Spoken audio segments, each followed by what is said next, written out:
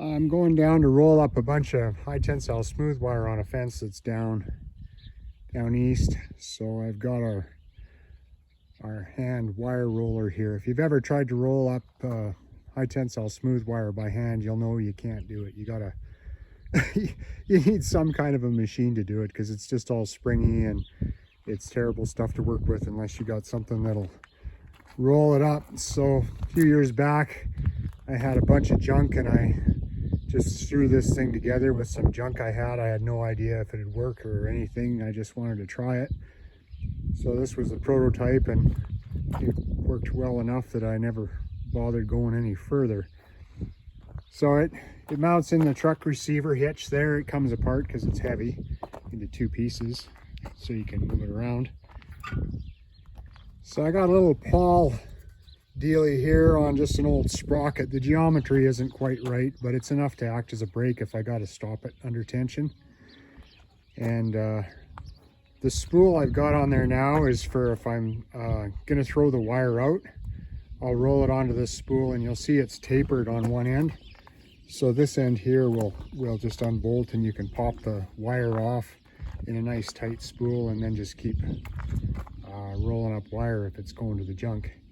If you're going to keep the wire, you want to make up some wooden spools, and they'll mount on here. Just like barbed wire would come on in the store. I just made this out of some scrap wood we had, and I'll mount these on there instead of this tapered spool, so that I can keep the smooth wire for later use. You just if you don't use a spool, then things get tangled up when you try to unroll, and it's just a big fat mess. So I'll take this thing off.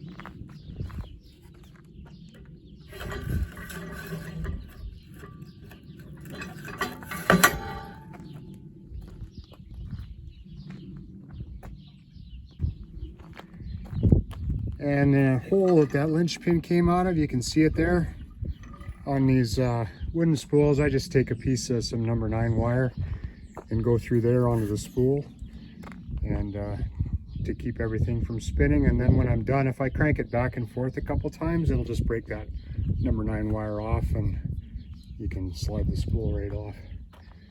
The smooth wire, the rolls will weigh, probably 75, 80, 90 pounds by the time you're done. So yeah, I just happened to luck out when I built this thing. The tailgate just clears things nice, so when you pop the spools out, they just roll onto the tailgate into the back of the truck. You can see here I made it tapered. It doesn't need to be that tapered. I could have gone with half that taper and been able to put more wire on the spool, but it works. And there's just two bolts here to take the one side off to pop them off. A couple taps with the hammer, and the throwaway pieces just come off of there. So there's about a 22-acre field here that I seeded down to grass about 20 years ago, and I put up a 2-strand smooth wire fence with posts quite a ways apart. I can't remember the exact spacing. I'll pace a few off and see if I can remember. Anyways, this was just a temporary sort of fence that we put up here until we got the grass growing, and my big plan was to, put up a temporary electric fence across it, and to move a bunch of cows around and try and get as much as I could out of rotational grazing on this whole quarter down here. So I had a bunch of these fences put up, but this particular corner is just too awkward and too small to deal with. So I found that most of the time it was being underused, or I'd have both ends open, and then the cows would have to walk around to both ends to come in and drink and whatnot. But if the power wasn't on it really good, instead of walking around it, they'd just go through it, because who wants to walk a half mile when you can just sneak through a smooth wire fence? And something had short out on the ground and there wouldn't be any power on it, and then before you know it, they're back and forth through it and there's not much left of the fence. That's how smooth wire is. If you don't have power on it, there's no point even having a fence there, because it just teaches them bad habits. The cows, that is.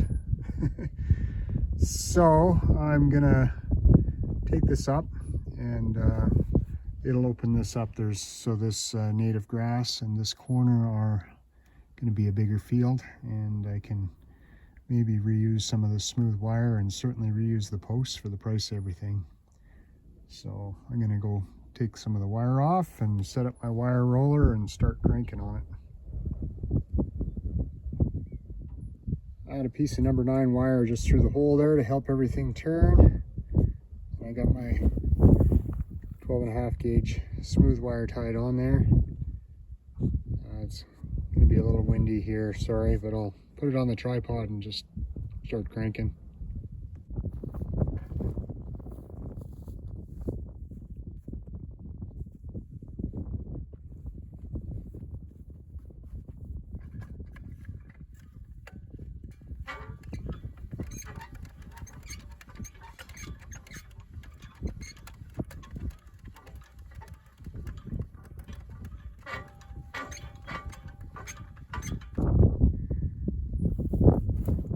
So I had a kink that I cut out a quarter of the way down, so I've only got about a quarter of this first strand here.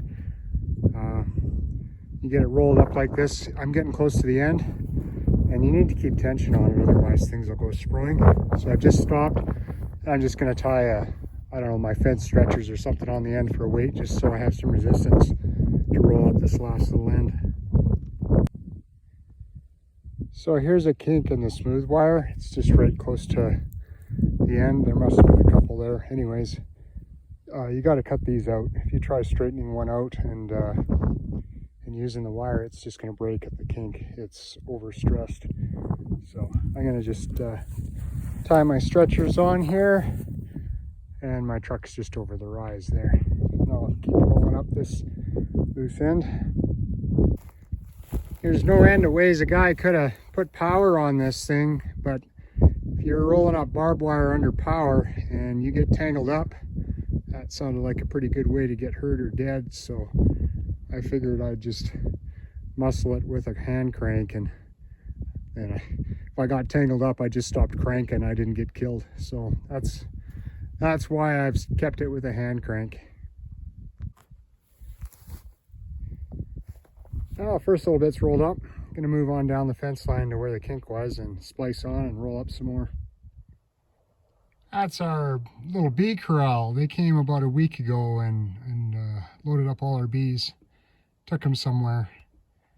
They rent their bees out for pollinating seed crops, alfalfa, maybe canola, I'm not sure, but they use them for pollinating, seed growers use them for pollinating crops. So they put out the hives at a pretty intensive rate, about like 1 hive to an acre, to make sure they get really good pollination for seeds so that it grows well. And some years they make almost as much doing that, I guess, as they do on their honey, they've told me. So that's a pretty cool little side business for these bee guys to keep them going. Just looking at the fence here. We've got 18 miles of fence on the place between cross fences and perimeter fence. There are about 12 miles down here on the flats, and then we've got 6 miles up in the hills to take care of.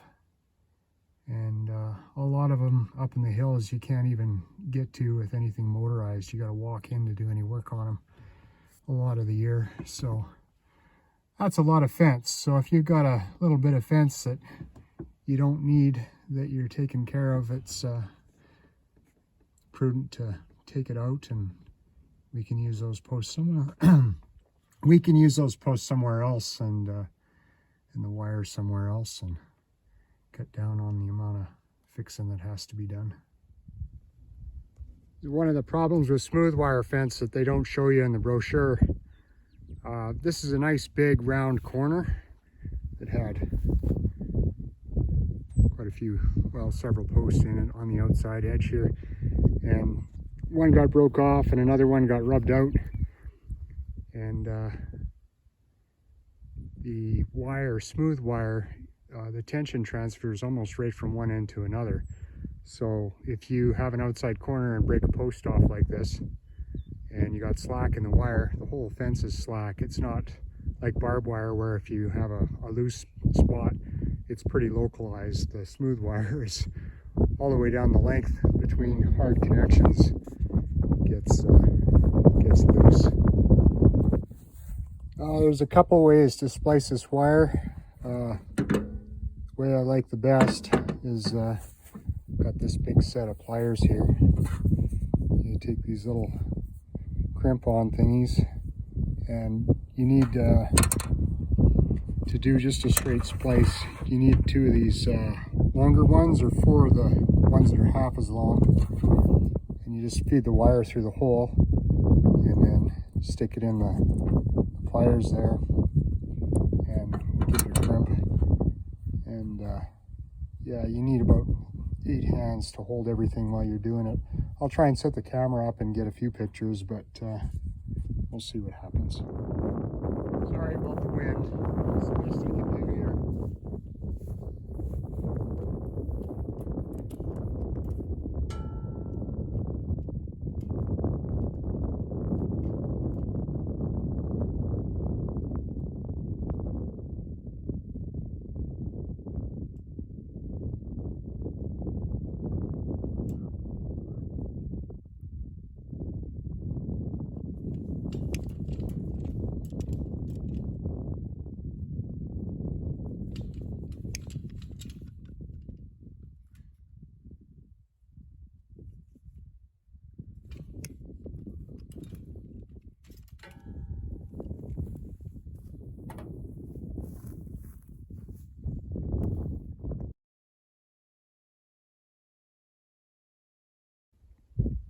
Well, smooth wire is one of my least favorite forms of fencing.